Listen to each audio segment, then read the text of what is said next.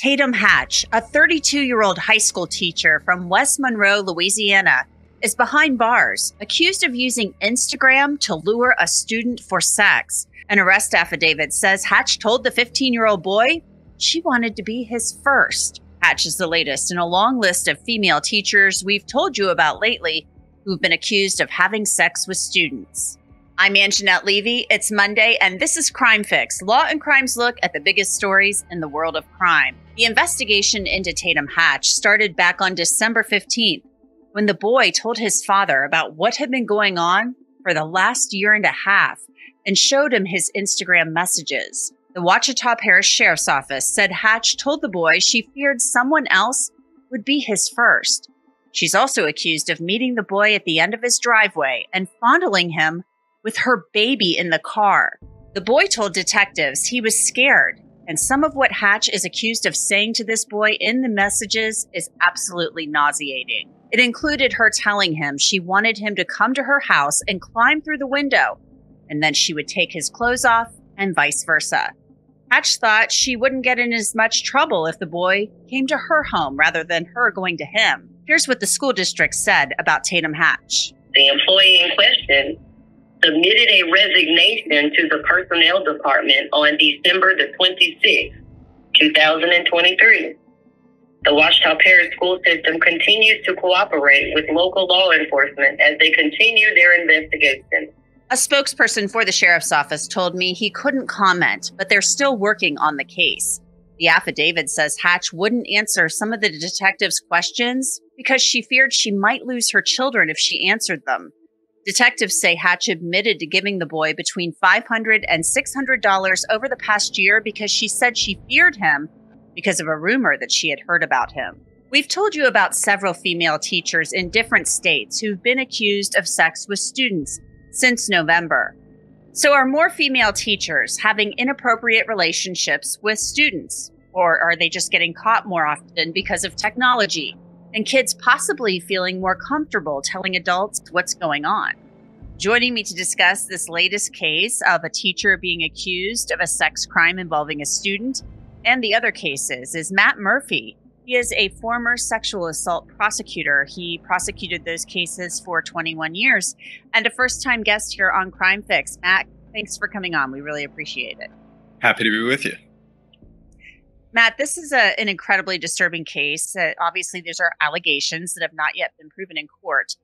But the verbiage here that this woman is accused of using on these Instagram messages, I find it hard to believe that this was the first time this may have happened, just because it was so incredibly bold. Right. Look, this is when you deal with cases like this, a teacher and a student, and when the student is male, there's this kind of gallows humor, locker room sort of chuckling that goes on.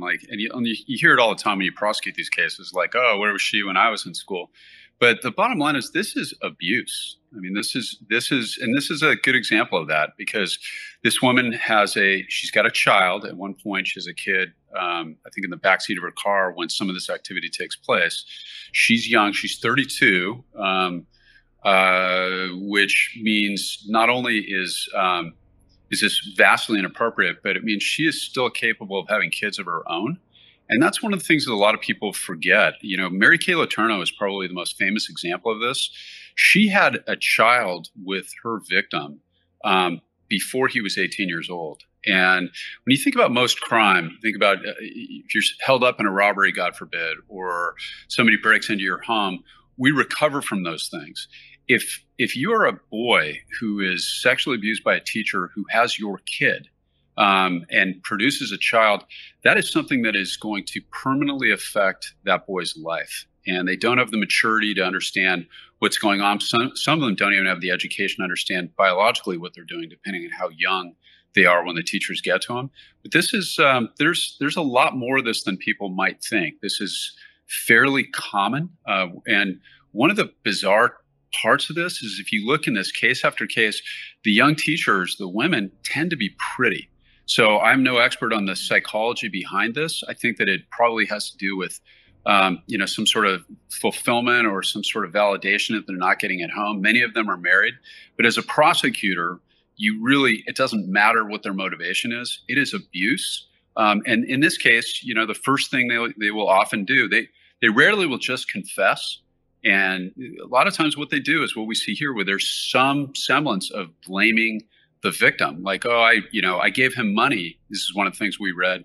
I gave him money because I was worried about what he might do. Well, now you're assassinating the character of what was a 14-year-old boy to the community. That's also not right. That's also abusive. And these people get desperate. And this woman, she didn't want to lose custody of her own child. So she began saying, oh, I gave him money to protect my custody status. Like, that's not okay either. So when you're talking about somebody who's warped enough to want to sexually abuse a boy, we can't necessarily trust them to safeguard against things like pregnancy or STDs or damage to the boy's development as far as his psychology. So this is, once we get past the nuck sort of humor on it, it's very important people remember this is abuse, and this woman should be prosecuted.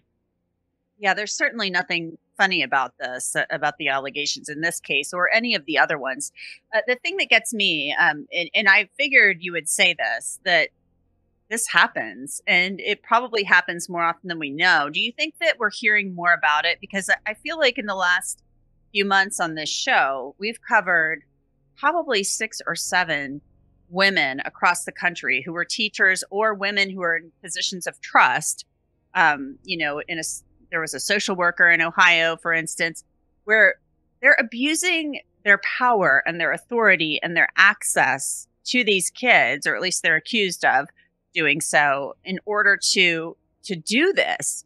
And what I don't understand is that women are supposed to be nurturing. That doesn't mean that they can't be predators. But as you mentioned, a lot of them have children themselves. And I would think that some type of maternal instinct would kick in, and you're around these kids, and you're a teacher, for God's sakes. You're at school, and you're supposed to be helping these kids and teaching them, not preying on them like they're like a date. It's gross.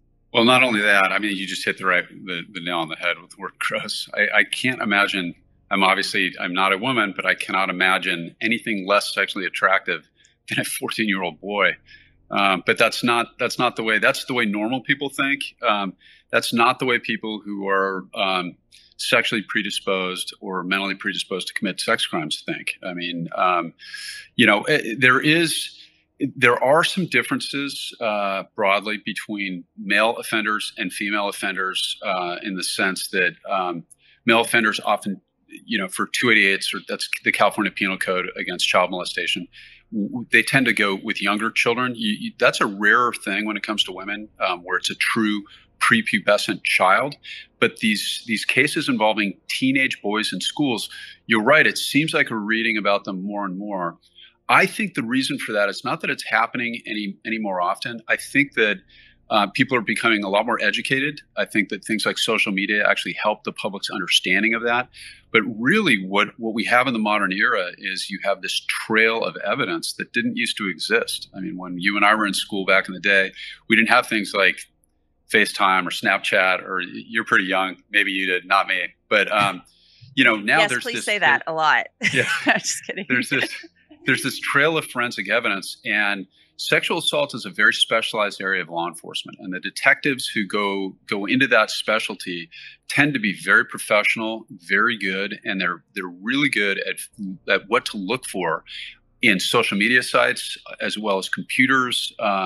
And that's a huge and growing part of the enforcement arm and the investigation arm of sexual assault cases in general. So now what we have, when I was in school, there's rumors surrounding every female pretty teacher that were probably complete nonsense. But in those days, it would be her word against the guys.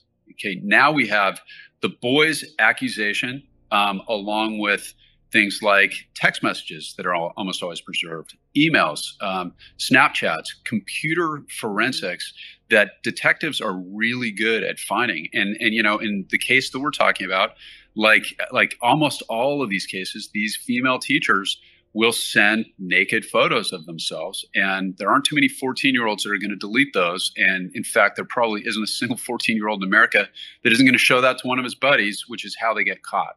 often, Yeah. and the parents see them, older brothers see them, older sisters see them, friends' parents see them.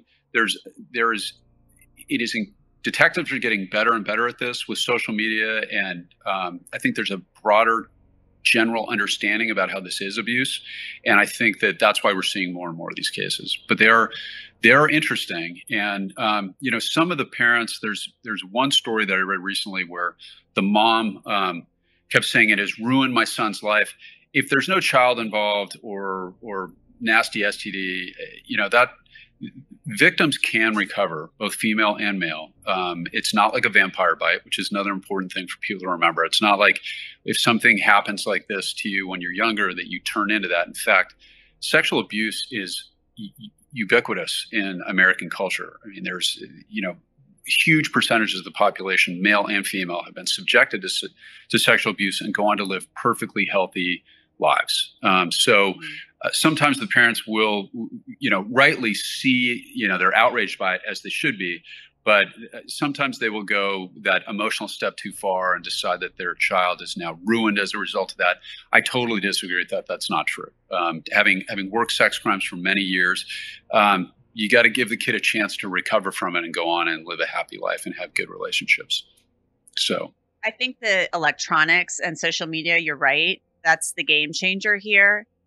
Maybe this was going on a lot when we were younger, when we were in school with female teachers, but I just don't know. I mean, I felt like when we were kids, the teachers seemed much older. A lot of these teachers seem like they're on the younger side. I could be wrong about that, but predators are predators. It doesn't matter what their age is. But Matt, I really appreciate you coming on. I think one key thing here too is the fact that, according to the affidavit, this boy came forward to his dad, but then said it had been going on for a year and a half. So I think really communicating to the kids is so important here, that this is wrong. Your teacher, should not be doing this. So I think that's a big part of it too. Right. I mean, imagine a 14 or 15-year-old who is responsible for a child. I mean, that's where this gets really terrifying. That is a life-altering event. And, even for female victims in the same situation, I've prosecuted cases where male teachers have impregnated female students. And at least they and their family have control over the outcome. In a case where the victim is a boy and the perpetrator is a woman, if she gets pregnant and decides to have that baby, that kid is stuck with that. And he's going to wind up with the responsibility at some point down the line, believe it or not, in almost every state. He will wind up responsible for that child. And that is where, the biology comes into this, where the consequences of this, when you get past the joking and the chuckling and all that, it can be absolutely ruinous for the life of a young man. So important for everybody to keep that in mind. This is wrong. It's horrifically abusive. And again, I don't pretend to be an expert on the psychology. And as a prosecutor, it didn't matter to me. It was abuse, and we would prosecute these cases. But there's a lot of harm can be done. But thankfully, look, the young man in this case, that boy, she wasn't pregnant. Doesn't appear that there's any long-lasting effect, and he'll get through the psychology of it, I think, with the support of his parents and friends, and hopefully he'll be just fine in the long run. Let's hope. Matt Murphy, thank you so much. Happy to be with you. Thank you. And that's it for this episode of Crime Fix on Monday, January 8th, 2024. I'm Anjanette Levy. Thanks so much for joining us. We'll see you back here tomorrow night. Until then, have a great night.